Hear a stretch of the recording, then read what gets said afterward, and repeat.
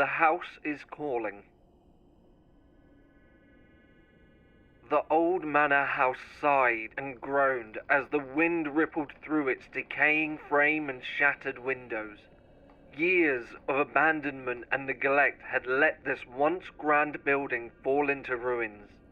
Now it serves little more than an eyesore, an overgrown, dilapidated reminder of a bygone time, isolated in the corner of this quaint little rural village. Staring at Vernon Manor through the remnants of the rusted and buckled wire fence that surrounded the grounds, I knew my YouTube fans would love this video.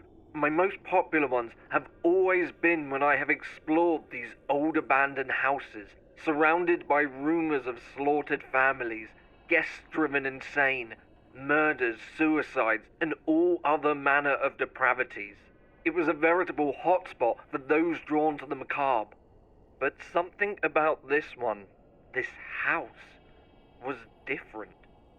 I took one last deep breath and gave myself a little shake before starting to climb the fence. It rattled under the weight of me as I mantled over the top, landing with a muffled thud within the sea of untamed foliage that lay upon the other side. Reaching around to my bag, I fumbled for my camera, all the whilst never taking my eyes off the house. Its silhouette, illuminated in the ice-white moonlight, both enchanted and intimidated me with its ethereal glow, like the house itself was alive.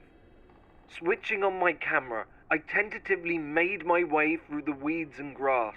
I felt them lap around my ankles as if the hands of the dead were reaching up from out of the ground, trying to drag me down.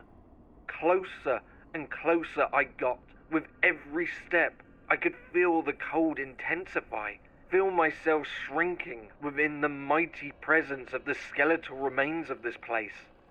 My right foot found the first of the cracked steps that led to the front door, and through it ran an ice that momentarily stopped me in my tracks. Maybe it was because it was solid ground. Maybe it was because I had finally gotten too close.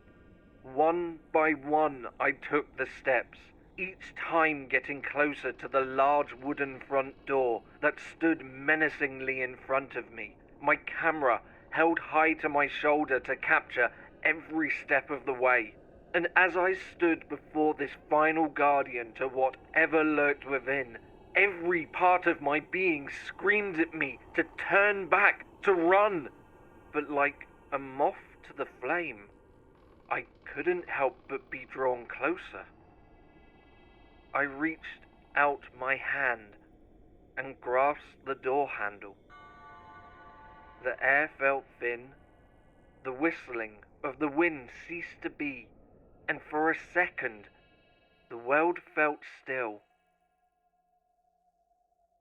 I have known fear, I have known sadness, yet the overwhelming sensation of dread that consumed me in that moment seared my very soul with a pain that will scar me for the rest of my life.